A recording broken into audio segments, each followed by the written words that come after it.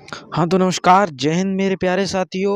उम्मीद है, आशा है आप सभी बहुत बढ़िया होंगे और अपनी पढ़ाई को भी लगातार तरीके से कर रहे होंगे। क्योंकि प्यारे साथी आप सभी इस बात को जानते हैं कि बोर्ड का एग्ज़ाम नज़दीक आता जा रहा है और हमारी धड़कनें जो हैं आपकी बढ़ती जा रही हैं। प्यारे साथियों, बोर्ड परीक्षा से डरना या घबराना बिल्कुल नहीं है। परीक्षा की तैयारी करनी है शानदार ढंग से, इस बात को आप ध्यान रखें, ठीक है? प्यारे साथी, मैं आप सभी के लिए आज ग्रामर, इंग्लिश ग्रामर का डर खत्म करने के लिए कुछ महत्वपूर्ण चीज़ें लेके आया हूँ। जैसे मैंने फर्स्ट पार्ट इसका डाल दिया है, पार्ट 2 है ये। Direct, indirect, active, passive, translation और पंक्चुएशन। इनके विषय में आज बहुत खतरनाक टॉपिक जो है, इनका डर आपका खत्म कर देंगे प्यारे साथी आज इस छोटे से वीडियो में। प्यारे साथी, 23 फरवरी को जो इंग्लिश का पेपर होगा, आप उसमें दहाड़ कर आओगे, मैं इस बात को आप सभी से कह सकता हूँ। और ये एग्ज़ाम में आने वाले क्वेश्चन छपेंगे, मैं वो क्वेश्चंस बताऊँगा आपको, बिल्कुल गहराई से, डिटेल के साथ मैं बताऊँगा, जिससे आप किसी भी क्वेश्चन से डगमगाएँ ना। 100% ये चीज़ें आपको समझ में आएँगी, इस बात को ध्यान रखें। Direct, indirect, active, passive, translation और पंक्चुएशन सब के बारे में खात्मा करेंगे अभी-कभी। तो चलिए शुरुआत करते हैं। शुरुआत करने से पहले अपने मित्रों जो भी क्लास 10th या 12th में जो भी हों, उनके पास ये वीडियो को पहले शेयर करो। उसके बाद में वीडियो को लाइक करें, ठीक? उसके बाद चैनल को सब्सक्राइब भी कर लें। तो चलिए शुरुआत करते हैं बेहद ही ख़ास तरीके से, ख़ास अंदाज़ से, ठीक? प्यारे साथी, ये वीडियो जो है लाइव हो रही है, मैं इस बात को आपको बता दूँ। ये वीडियो लाइव प्रीमियर है, ठीक है? समझ लें इस बात को। जितने प्यारे साथी जुड़ना चाह रहे हैं, जल्दी से जुड़ जाएँ, ठीक है? इस वीडियो के साथ में। चलिए, ज़्यादा से ज़्यादा शेयर भी कर दें। चलिए, सबसे पहले हम बात करेंगे डायरेक्ट और इनडायरेक्ट स्पीच के बारे में, जिसको हम नरेशन बोलते हैं। नरेशन माने होता है चुगली करना, प्यारे साथी। एक तरीके से चुगली करना, ठीक है? नरेशन का मतलब यही है। अब ये चुगली कैसे होती है, उसके बारे में बात करेंगे प्यारे साथी। ये अंग्रेजी का वर्ड है नरेशन, और डायरेक्ट और इनडायरेक्ट स्पीच को मैं आपको बताऊँगा, ठीक है? तो चलिए आगे बढ़ जाते हैं बिना देरी किए।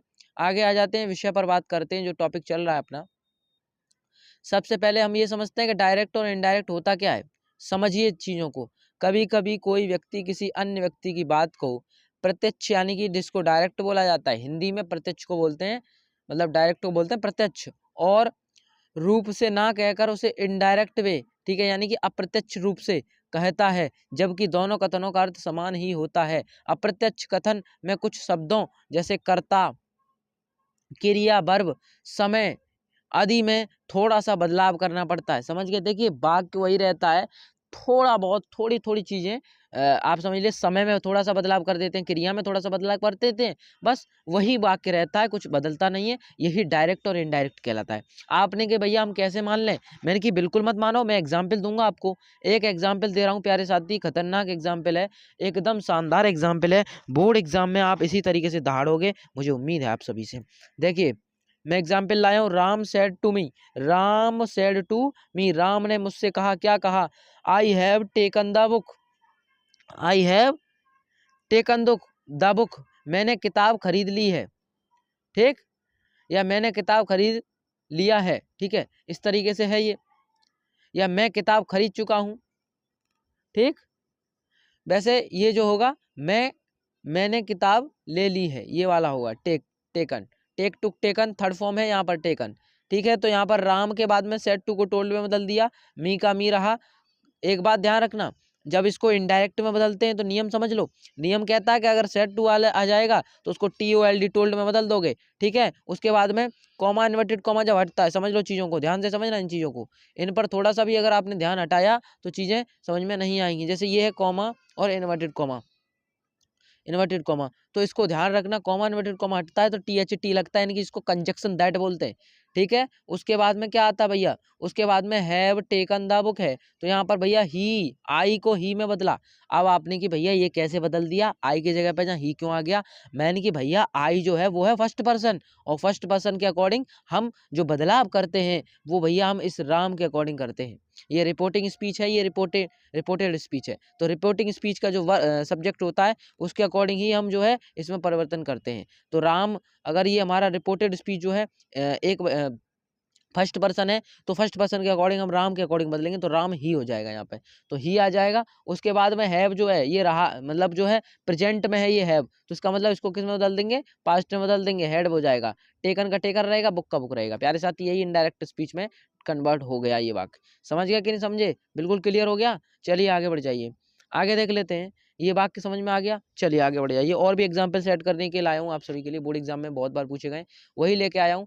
ठीक है, change into direct indirect speech, यानी कि डायरेक्ट को इनडायरेक्ट में बदलो। चलो बदलते हैं भैया, प्रत्यक्ष से अप्रत्यक्ष करेंगे इसे। सबसे पहले पहला वाक्य है, my teacher said to me can you translate this Hindi passage into English. यह है, मेरे अध्यापक ने मुझसे कहा, क्या तुम इस हिंदी के पैराग्राफ को या पैसेज को तुम इंग्लिश में बदल सकते हो।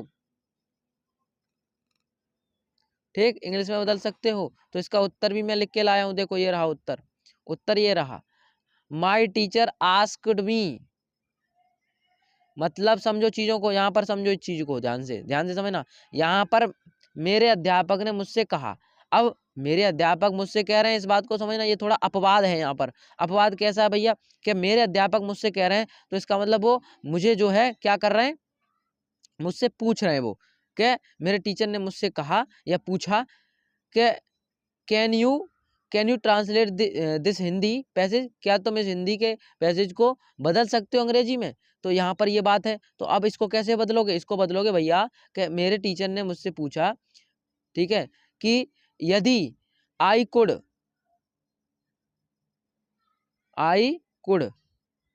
एक सेकंड, इसको किस में बदल दिया, कैन का कुड हो गया। समझो चीजों को, सकता शक्ति वाला था। ठीक है, तो यहाँ पे क्या हो जाएगा, सकोगे। इफ आई कुड, यदि मैं इसको जो है ट्रांसलेट, जो है I could translate that Hindi passage into English, यानी कि मैं इस हिंदी के पैसेज को अंग्रेजी में बदल सकूंगा। ठीक है, मैं इस हिंदी के पैसेज को अंग्रेजी में बदल सकूंगा। अब आपने कि भैया यहाँ पे ये क्या था, यहाँ पर क्या था, यहाँ देख लो क्या था। यहाँ था भैया हमारा कैन यू था, यू होता है भैया सेकंड पर्सन के अकॉर्डिंग जो है हम हमेशा बदलाव करते हैं, इसके अनुसार, इसके हिसाब से ही हम सेकंड पर्सन को देख के चलते हैं। समझ गए ना बात को? चलिए आगे बढ़ जाइए बिना देरी के, दूसरा देख लेते हैं। दूसरा my friend said to me, मेरे दोस्त ने मुझसे कहा। My friend said to me, इसको बदलोगे, my friend told me. My friend told me, या फिर रिक्वेस्टेड मी, यानी कि मुझसे उसने विनती करी, रिक्वेस्ट किया। ठीक है, और me to lend him my book that day. ठीक है, अब इसका देखो क्या है, please lend me your book. ठीक है, लैंड मी योर बुक, तो यहाँ पर ये जो लैंड वर्ड है, अब यहाँ पर प्लीज लैंड मी, तो यहाँ पर क्या होगा, इस बात को समझो। यहाँ प्लीज जो होगा, प्लीज ध्यान रखना इस बात को, रिक्वेस्ट हो रही है ना, यहाँ पे रिक्वेस्ट हो रही है, तो रिक्वेस्ट हो रही है, तो यहाँ पर रिक्वेस्टेड मी किया इसने, और लैंड हिम हो जाएगा, और माई बुक हो जाएगा, और दैट डे हो जाएगा। समझ गए, क्या हो जाएगा, दैट डे। समझे, टुडे को किस में बदल दिया, दैट डे में बदल दिया। अगला देख लो, अगला क्या कह रहा है भैया, अगला कह रहा है, he said to me I shall go to school. उसने मुझसे कहा कि मैं कल विद्यालय नहीं जाऊंगा। तो इसको कैसे बदलोगे, he told me that he would, समझो इस चीज को, he would go to school next day. ठीक है, टुमारो को किस में बदल दिया, नेक्स्ट डे। भाई इसमें जो वक्त आता है ना, समय, उसको भी बदलना पड़ता है, समझ लेना इस बात को। अगला चौथा भी करवा देता हूँ, और बाकी का आप देख लेना। ठीक है, क्योंकि मैं एक एक चीज करवाऊंगा तो वक्त ज्यादा वेस्ट होगा। ठीक है, इस बात को, the principal said to the teacher, प्रधानाचार्य ने अध्यापक से, what did you teach your students in the morning. तुम, अध्यापक ने, मतलब जो प्रिंसिपल है, उन्होंने अध्यापक से कहा कि तुम जो है बच्चों को, मतलब तुम अपने बच्चों को सुबह में क्या पढ़ाते थे। ठीक है, डिड आ रहा है, तो इसका मतलब क्या पढ़ाते थे, तो इसको कैसे बदलोगे, देखो इधर आ जाओ। मेरे प्रिंसिपल साहब ने आज टीचर अध्यापक से पूछा, what he had taught his student in the morning, यानी कि वह जो है अपने बच्चों को सुबह में क्या पढ़ाते थे। ठीक है, समझ गए, पढ़ा चुके थे, क्या पढ़ा चुके थे, ये हो जाएगा। थे नहीं होगा, यहाँ चुके थे हो जाएगा, क्योंकि यहाँ हेड लग गया और थर्ड फॉर्म लग गई। बताओ बात क्लियर हो गई कि नहीं हो गई? अब तुमने कि भैया ये क्या कर दिया तुमने, यहाँ पे डिड को हेड में बदल दिया। मैंने कहा हाँ भैया, पास्ट इंडेफिनिट को हमेशा पास्ट परफेक्ट में बदल देते हैं, ध्यान रखना इस बात को, ये नियम है अंग्रेजी का। एक और बता देता हूँ आखिरी, रामू हाँ देखो एक और बता देता हूँ, जैसे मैं आपको ये वाला बता देता हूँ, चौथा हो गया, चौथा हो गया, अगला देख लो ये वाला। Sheetla said to his student, Sheetla said to his student, have you worked hard for the examination, for the examination, क्या तुम, यह है शीतला ने अपने विद्यार्थी से पूछा, क्या पूछा, सॉरी, शीतला ने अपने विद्यार्थी से कहा, क्या कहा कि have you worked hard for the examination, क्या तुम अपने परीक्षा के लिए कठिन परिश्रम कर चुके हो, ठीक है, कर चुके हो। तो कैसे इसको बनाओगे, ट्रांसलेट करोगे, कैसे करोगे इसको, कैसे करोगे मैं बता देता हूँ। शीतला आस्क्ड हिज स्टूडेंट, ठीक, आस्क्ड हिज स्टूडेंट, अपने विद्यार्थी से पूछा, क्या पूछा शीतला ने, पूछा कि भैया क्या पूछा, whether they had work hard for the examination, समझ गए ना बात को। तो यहाँ पर इस बात को ध्यान रखना। चलिए आगे बढ़ जाते हैं बिना देरी किए, हेड आ गया यहाँ पर, चेंज हो गया ये। चलिए आगे बढ़े बिना देरी किए, ये जो रह गए बाकी के उनको आप खुद कंप्लीट कर लेना, क्योंकि अब प्यारे साथी वक्त ज़्यादा बर्बाद हो। चलो मैं एक और बता देता हूँ आखिरी वाला। Ramu said to his friend, Ramu ने अपने दोस्तों से कहा, क्या कहा, सेड टू को टोल्ड में बदल दिया, ठीक है, रामू ने अपने मित्र को बताया, ये हो जाएगा रामू टोल्ड हिज फ्रेंड। उसके बाद में the sun sets in the west, यानी कि सूरज जो है कहाँ छुपता है, पश्चिम में। तो यहाँ पर ये देखो सनसेट, सनसेट, ये आ जाएगा the sunsets in the west. प्यारे साथी आपने कि भैया इसमें कोई बदलाव क्यों नहीं हुआ टेंस में, मैंने कि भैया टेंस में बदलाव हो ही नहीं सकता। अब बदलाव टेंस में क्यों नहीं हो सकता, इसलिए नहीं हो सकता क्योंकि भैया टेंस में बदलाव इसलिए नहीं हो सकता क्योंकि ये जो है एक यूनिवर्सल ट्रुथ है। कौन सा ट्रुथ है, यूनिवर्सल, यूनिवर्सल जिसको बोलते हैं सार्वभौम सत्य बोलते हैं प्यारे साथी से, क्या बोलते हैं, सार्वभौमिक सत्य। प्यारे साथी यूनिवर्सल ट्रुथ जब भी आता है, यूनिवर्सल ट्रुथ जब भी आता है, ध्यान रखना, इसको सार्वभौम सत्य बोलते हैं, ठीक है, यूनिवर्सल ट्रुथ, ठीक, सार्वभौम सत्य, ठीक है। तो इसी वजह से इसको जो है कोई परिवर्तन इसमें टेंस में नहीं होता। उम्मीद है मुझे आपको समझ में आ गया होगा। चलो आगे बढ़ जाते हैं बिना देरी किए। अब आ जाते हैं वॉइस पे। प्यारे साथी वॉइस का मतलब है एक्टिव एंड पैसिव वॉइस। क्या है ये, एक्टिव, एक्टिव एंड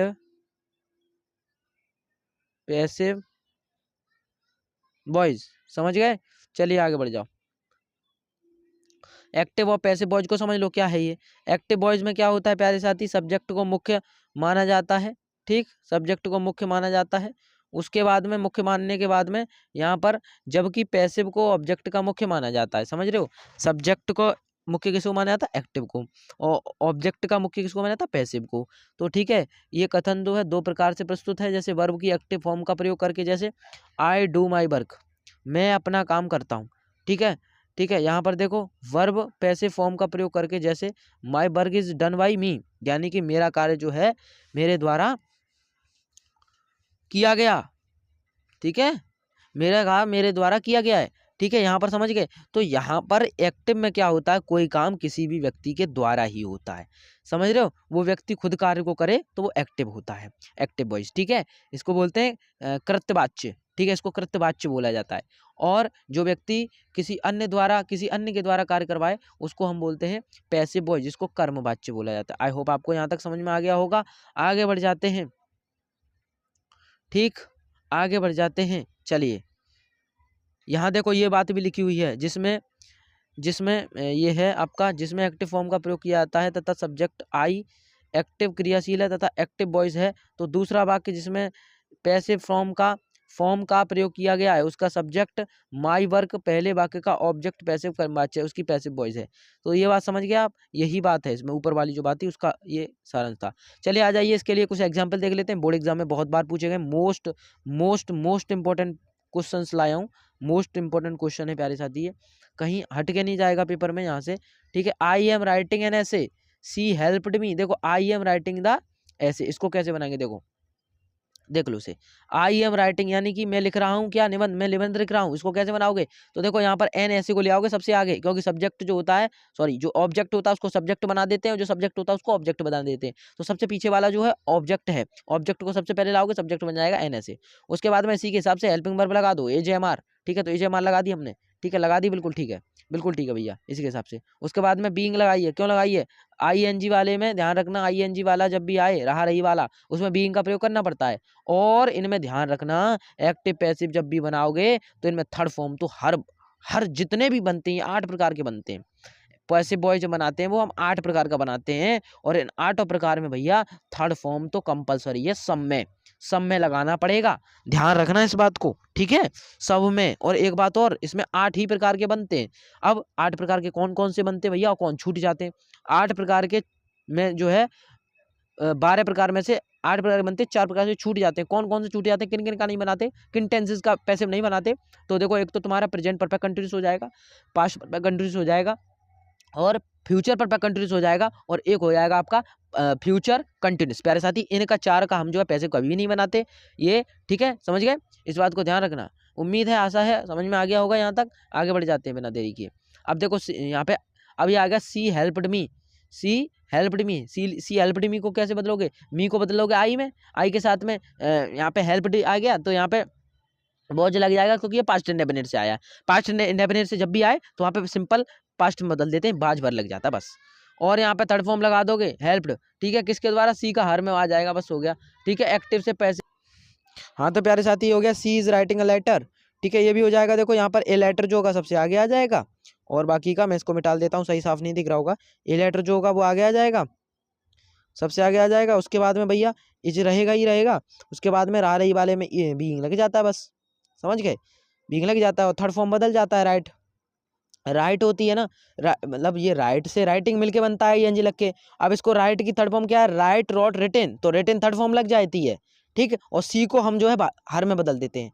एक चीज और मैं आपको बताना भूल गया, जितने भी आठों के आठों को बनाओगे ना, तो आठों के आठों बनाते समय एक बात और याद रखना मेरे प्यारे भाई, इन सब में हमेशा बाई का इस्तेमाल करना है। जब भी सब्जेक्ट यानी कि एक्टिव का जो सब्जेक्ट था उसको पैसिव में जब लाओगे, तो तुम भैया जब ऑब्जेक्ट बनाओगे तो बाई का इस्तेमाल करना पड़ेगा। उम्मीद है, आशा है समझ में आ गया होगा। चलिए आगे बढ़ते हैं। यहाँ देखो, ये देख लो एक बार ध्यान से, ये देखो अगला, never play a dirty game. अब यहाँ पे डर्टी गेम जो होगा, ये डर्टी गेम आएगा सबसे पहले। उसके बाद में नेवर, नेवर आया प्ले, तो यहाँ पर आएगा शुड नेवर, क्या आएगा, शुड नेवर। उसके बाद आएगा बी प्लेड, ठीक हो गया, क्लियर है, एकदम डाउट, नो डाउटफुल। चलिए आगे बढ़ते हैं। अगला, डोंट मेक अ नॉइज, शोर मत करो, इसको कैसे बनाओगे, तो लिखोगे let a noise not be made, यानी कि इन वाले वाक्यों में ध्यान रखना, जहाँ डोंट आता है, डू नॉट सबसे पहले आता है, उसमें लेट का इस्तेमाल करते हैं, एलईटी का, ठीक है, सबसे पहले। उसके बाद में आता है सब, जो जो एक्टिव का, जो एक्टिव बॉयज का जो ऑब्जेक्ट होता है उसको सब्जेक्ट बदल देते हैं, ये वाला देखो आ गया यहाँ पे। उसके बाद में नोट लगा दिया, उसके बाद में भैया मेक कमेंट कर दिया, बस हो गया। बोलो बताओ, कोई डाउट है क्या, कोई डाउट है क्या, बी भी लग जाता है इसमें, लेट मी, लेट वी लगता है, समझ गए, क्लियर, कोई डाउट नहीं है। चलिए भैया बिना देरी के बढ़ जाते हैं। कोई डाउट हो तो कमेंट में पूछ लो, ठीक है, बिल्कुल पूछ लो, कोई भी डाउट हो आपको। The student did not read the book, प्यारे साथी ये इससे बाहर कुछ नहीं आएगा, इस बात को मैं कह रहा हूँ आपसे, ठीक है। वीडियो को पूरा देख लेना, बस आपका रिवीजन का रिवीजन हो जाएगा, और आपका पेपर भी एकदम खतरनाक तरीके से कंप्लीट हो जाएगा। The student did not read the book, अध्यापक जो है किताब नहीं पढ़ते थे, ठीक है, तो किताब नहीं पढ़ते थे तो नहीं पढ़ते थे, चलो कोई नहीं पढ़ते तो देखो इसको कैसे बदलोगे। अब यहाँ डिड नॉट आ रहा है, इसका मतलब पास्ट इंडेफिनिट से, पास्ट इंडेफिनिट को हमेशा सिंपल में बदलते हैं तो बाज बर लगता है, तो बाज नॉट आ जाएगा। तो यहाँ पे आएगा द बुक, सबसे पहले वाज नॉट हेल्पिंग वर्ब, उसके बाद में रीड की थर्ड फॉर्म रीड होती है, रीड रेड रीड, तो फिर यहाँ पे रीड आ गया, फिर वाई आ गया, फिर स्टूडेंट्स आ गया। बताओ कोई डाउट है क्या किसी को, नो डाउट भैया, नो डाउट, आगे बढ़ जाओ बिना देरी किए। प्यारे साथी मैं ज़्यादा से ज़्यादा अच्छे से आपको समझाने की कोशिश करता हूँ, वीडियो को लाइक करना बिल्कुल ना भूलें। यहाँ पर अगला एक और देख लेते हैं, आखिरी, he took his son to hospital.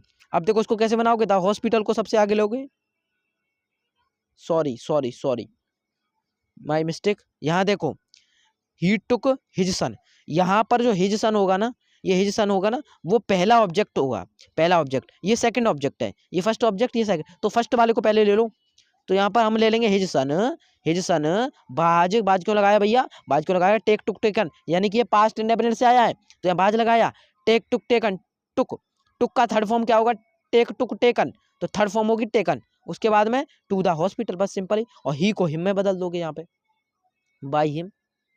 बताओ कोई डाउट है क्या किसी को? नो डाउट भैया, आगे बढ़ जाओ, चलो लो और आ गई, 7 और आ गई, बताओ बोलो, करवाऊं क्या इनको? चलो इनको बाद में देखेंगे, पहले पहले ये निपटाना जरूरी है, लेकिन आप इनको जरूर कर लेना, ठीक है। उसी तरीके से सारे ऊपर वाले ही नियम नीचे लगेंगे, मैं इस बात को आपको कह सकता हूँ। अब आ जाओ, चलो आगे बढ़ जाते हैं अपना। अब अगला टॉपिक देख लेते हैं, इसको बाद में निपटा लेंगे, ठीक है, कोई डाउट नहीं है, नो डाउट, ठीक है। चलो आ जाओ, अगला देख लो, बस इसको बाद में देख लेंगे। पंक्चुएशन पर आ जाओ। पंक्चुएशन क्या कहता है, पंक्चुएशन को पढ़ो पहले। देखिए पंक्चुएशन का मतलब होता है भैया, जैसे कोई वाक्य है, ठीक है, उसके अंदर कुछ चीजें की कमियां हैं, कुछ त्रुटियां निकल रही हैं, ठीक है, जैसे मान लो कॉमा नहीं लग रहा, इन्वर्टेड कॉमा नहीं लग रहा, फुल स्टॉप नहीं लग रहा, तो उसी को सही तरीके से लगाकर ही हम जो है पंक्चुएट करते हैं वाक्य को, समझ गए ना। चलिए इसको देख लेते हैं, इसको सही से, इसके एग्जाम्पल देख लेते हैं, तमाम दुनिया के एग्जाम्पल लाया हूँ उसके, तो ठीक है, एक्टिव पैसिव खत्म हो गए, डायरेक्ट इनडायरेक्ट खत्म हो गए, पंक्चुएशन है, उसके बाद हमारा सिर्फ और सिर्फ एक टॉपिक रह जाएगा, ट्रांसलेशन। ट्रांसलेशन कब सीखते हो? ट्रांसलेशन जब टेंस सीख जाते हो। टेंस मैंने पहले बता दिए, चैनल पर डले हुए हैं, जाके देख लेना एक और वीडियो, इससे पहले का जो पार्ट 1 है उसको, समझ गए ना, क्लियर है ना। चलिए क्लियर है तो फिर आगे बढ़ते हैं, फिर तो कोई दिक्कत ही नहीं है, चलिए आगे बढ़ जाते हैं। देखो आ जाओ, यहाँ पर सबसे पहले देखो, the teacher said to student, the teacher said to the student, अध्यापक ने बच्चों से कहा, do not plug the flower, फूल मत तोड़ो। अच्छा चलो देखते हैं क्या होगा इसका। इसका आंसर है आपके सामने, देखा ये रहा स्क्रीन पर, द टीचर सेड, देखो यहाँ टीचर सेड द स्टूडेंट। अब देखो तुमने कि भैया ये तो तुमने हमें पहले बताया था, मैंने पहले बताया था, उसका फॉर्मेट तुम्हें पता होना चाहिए। अब फॉर्मेट पता है तो तुम्हें पता होना चाहिए कि स्टूडेंट्स तक तो ठीक है, ये तो ऑब्जेक्ट हो गया किसका, रिपोर्टिंग पार्ट का। अब रिपोर्टिंग पार्ट का ऑब्जेक्टिव हो गया, तो भैया इसके बाद में जो होगा वो कॉमा लगेगा, इन्वर्टेड कॉमा लगेगा, कॉमा लगेगा और इन्वर्टेड कॉमा लगेगा, कॉमा इन्वर्टेड कॉमा, उसके बाद do not plug the flower, फिर इन्वर्टेड कॉमा बंद और फुल स्टॉप। बस इतना ही करना है पंचुएट करते वक्त। उम्मीद है समझ में आ गया होगा। अगला देख लो, यहां पर भी क्या होगा, मोहन सेड टू सोहन, अब यहाँ पे कॉमा लग जाएगा, inverted comma, do you now that Lucknow, यहाँ पे भी फुल स्टॉप लग जाएगा। अब सुनो, यहाँ नहीं लगेगा, यहाँ नहीं लगेगा, ठीक है। यहाँ देखो इसको थोड़े अलग ढंग से बनाना पड़ेगा, मैं आपको दिखा देता हूँ उसका आंसर क्या। Mohan said to, do you know the that Lucknow is the capital of, हाँ इस पूरे को शामिल कर लो, पूरे को शामिल कर लो। डू यू कहाँ है दैट, सॉरी यहाँ पर द लखनऊ, इस तरीके से होगा ये, यहाँ पर डू यू नाउ, तुम जानते हो या क्या तुम जानते हो, आपको भी जो है दिक्कत होगी, समझ गए, क्लियर है। चलिए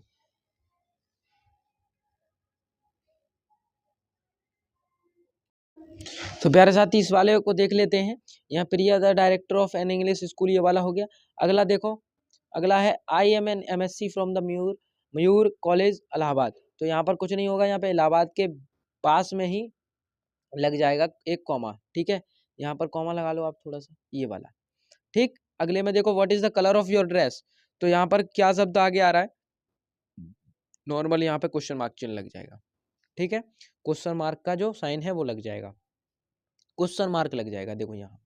अगला Rita said to Reena, will you not be going to see Sheela, Rita ने रीना से कहा, क्या तुम शीला को देखने नहीं जा रही होगी, तो यहाँ पर क्या होगा, यहाँ पे यहाँ लग जाएगा कॉमा, इन्वर्टेड कॉमा बंद और फुल स्टॉप। उम्मीद है आशा है, फुल स्टॉप बंद नहीं होगा, आई थिंक यहाँ पर क्वेश्चन मार्क लगेगा, क्योंकि यहाँ जो है विल आगे आ गया ना। अब ये विल जो है वो क्या शब्द के लिए दिखाएगा, क्या शब्द आएगा, तो सीधा सीधा मतलब होगा कि यहाँ जो है प्रश्न सूचक चिन्ह लगेगा। उम्मीद है मुझे यहाँ तक समझ में आ गया होगा, ठीक।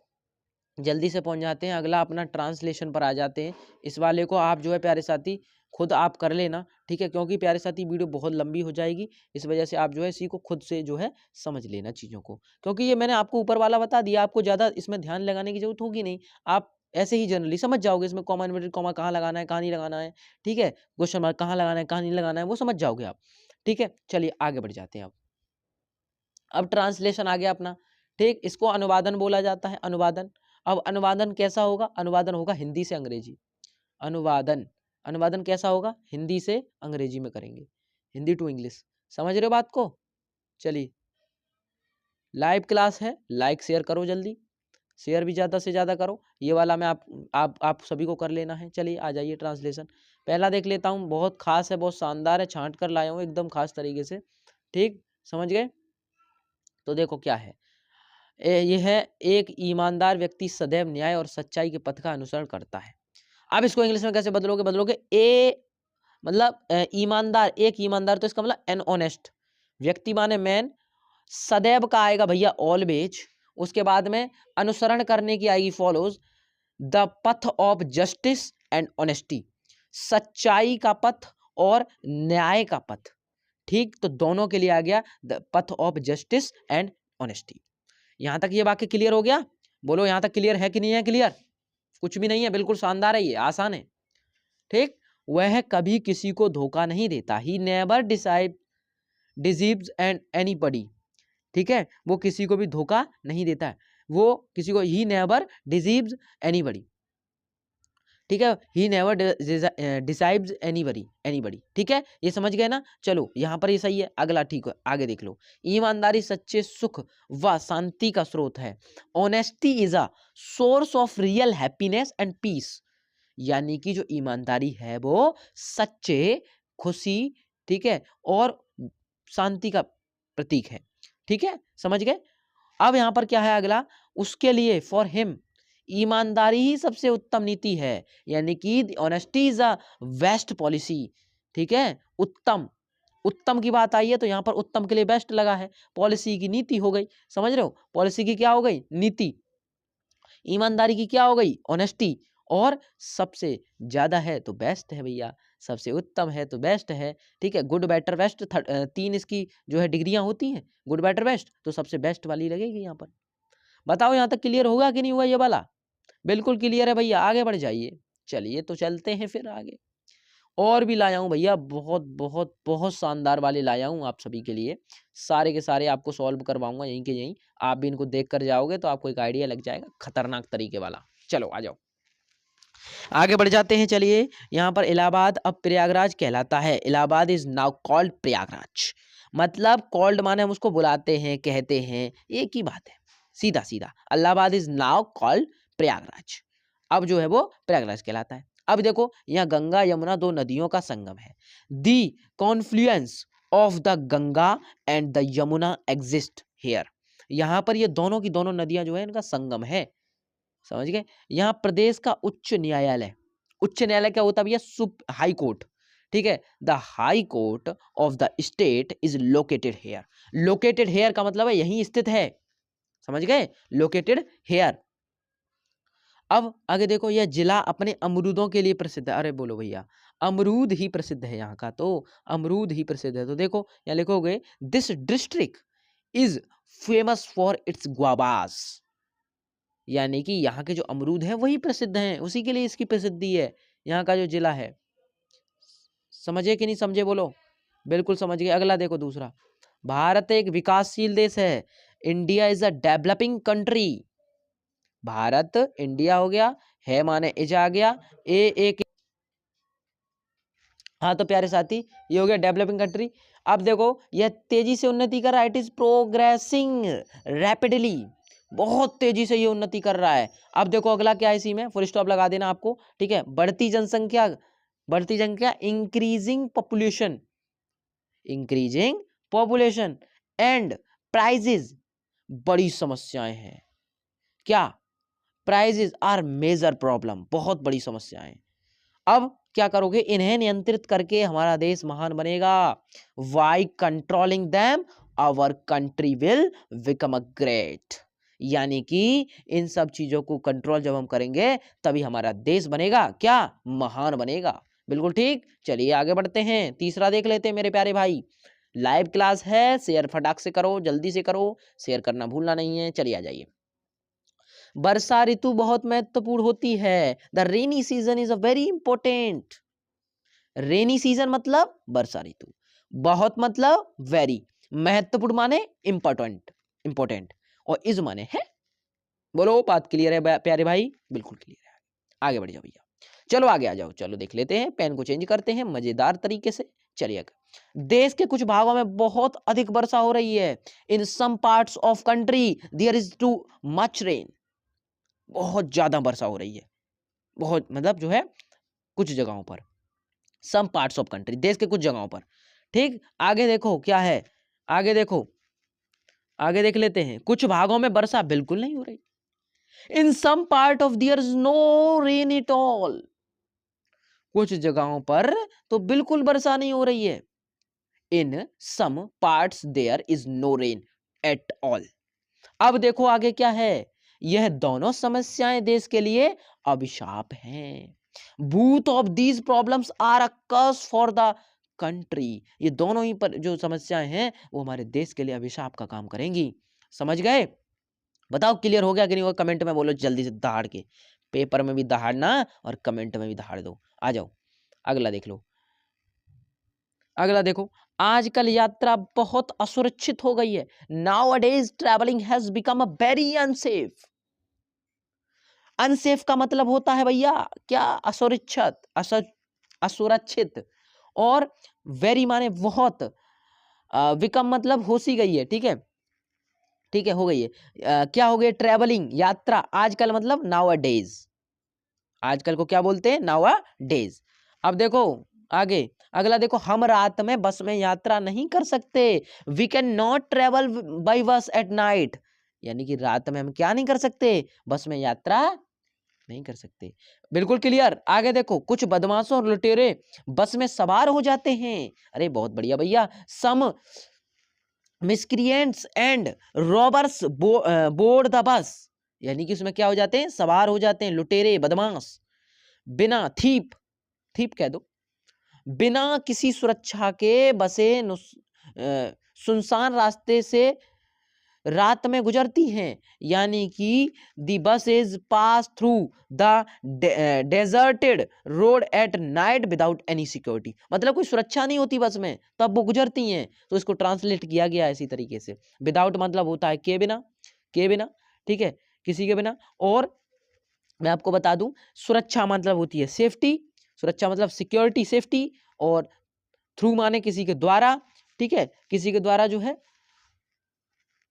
बसें जो हैं क्या हो रही हैं भैया, डेजर्टेड, यानी कि गुजर रही है ना, वो जब गुजरती हैं रोड जो है, तो रात में जो है बिना किसी सिक्योरिटी की वजह से उन पर जो है बस जो है क्या हो जाती हैं, सुनसान जो होता है एरिया, उस जगह पर रात में जब वो गुजरती हैं तो उसमें असुरक्षा की वजह से ये काम हो सकते हैं।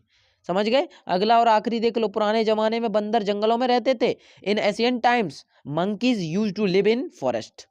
यानी कि बंदर जो थे पहले पुराने जमाने में किस चीज का इस्तेमाल करते, रहने के लिए जंगल का इस्तेमाल करते थे। ये भी कह सकते हो आप, ये भी बात गलत नहीं मानी जाएगी।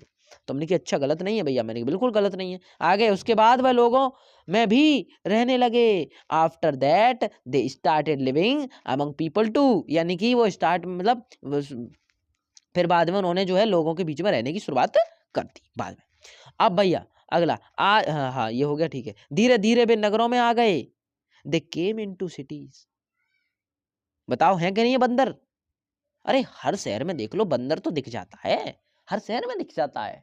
तुमने कि बिल्कुल ठीक ठीक है भैया, दिख जाता है तो फिर अब क्या हो। चलो आगे बढ़ जाओ, हमें तो सिर्फ ट्रांसलेट करना, हमें क्या मतलब भैया, बंदर आए चाहे कोई भी आए।